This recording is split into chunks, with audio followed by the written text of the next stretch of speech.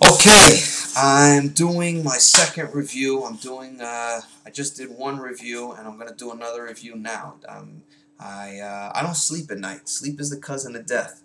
So, of course, I pay the price every day during the daylight hours. I'm tired, so I just tried a 5-hour energy shot for the first time, and it's doing its job. I feel wired. I feel ready to go. So I'm gonna do another review on Batman Chronicles #1, Volume 1.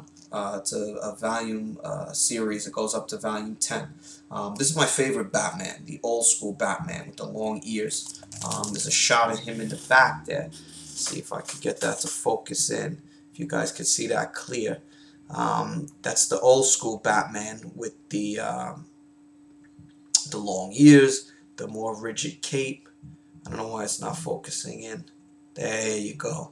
You get a nice clear picture now. The long ears, the rigid cape, the smaller bat emblem in black, and his suit is in gray.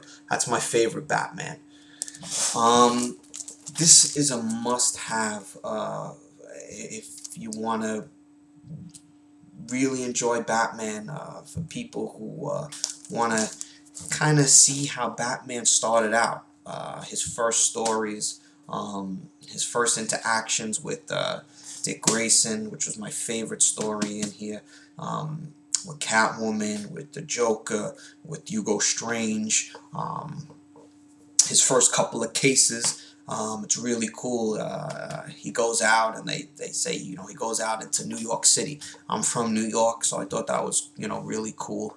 I guess eventually they change it, or to Gotham City. Or I've also heard that New York City, Gotham is like a nickname for New York City, or vice versa. Or New York was supposed to be Gotham City, and then it became New York City. Anyway, it was cool that on his first outing, they say he goes out to New York City.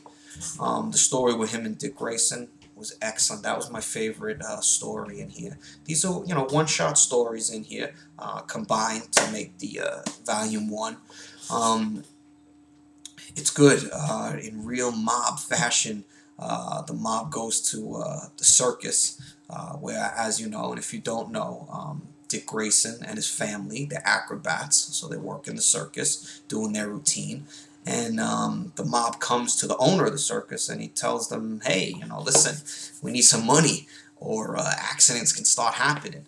And the owner kind of writes them off. He's like, get out of here. I ain't paying you guys no money. This isn't, my business. And, of course, accidents start happening. And the accident that changes Dick Grayson's life forever is his parents dying. There's some faulty ropes. No mystery to who did this. And Dick Grayson finds that out. He kind of overhears these thugs talking to the owner. And he kind of finds out, and he wants to go to the police. He wants to do something. And Batman comes, and because Bruce Wayne is in the audience, and he sees this happen. And he sees this poor kid. And, it's, to me, it explains, actually, I hate the fact that people say, oh, Batman and Robin are gay, or they kind of like, say it's a gay relationship that's kind of been put out there, which is ridiculous. And it's always been nothing more than somebody lending their hand to somebody else in a time of need between Bruce Wayne and Dick Grayson. I'm sure people out there, you have friends. If your friend is kind of homeless or something, you would want to, say, all right, you could crash on my couch for a little while. You could crash on the floor for a little while. And that's how I always feel between Dick Grayson and Batman. I always feel like he's seen this kid, and, I'm sure it reminded him of himself when he was a kid and he had nobody, and he takes him in. He sees that the kid is gonna have a effed up life. He doesn't know if he's gonna, I'm sure he's thinking, is he gonna go to the streets? Is he gonna go to an orphanage? I mean, what's gonna happen to this poor kid? So he tells Dick Grayson, he says, listen, you can't go to the cops. This town is so corrupt. You go to the cops, you'll be dead in 3 days. And he takes him in. And that was really nice. It was really nice reading the first story of that. The Catwoman story was really good in here. Made me laugh a little bit. Like, Batman's mesmerized by Catwoman. You know, she's doing some crimes, and Batman kind of, he catches her, and he's bringing her back to, she's incarcerated, kind of, and Batman and Robin are bringing her back, I guess, to jail. He caught her on a boat, so they were in the boat ride going back to the mainland, and you could just tell Batman's like, he's in love with her. It's like he got shot with the Cupid bow, and he's like, all you need is the little hearts and unicorns around Batman's head, and even Dick Grayson tells him, he's like, listen, he's like, who are you? What the hell happened to the guy I was just talking to? That was good, and it's just really nice. This book. It's volumes.